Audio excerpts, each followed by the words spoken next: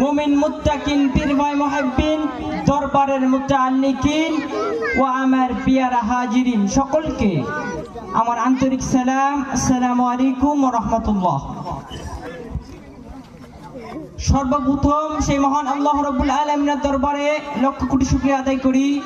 সেই মহান রব্বুল আলামিন আমাদের দয়া করে, মায়া করে, মহব্বত করে সুস্থ শরীরে এই দিনিয়া মাদ্রাসা আসার এবং এই মজলিসে বসার তৌফিক দান করলেন।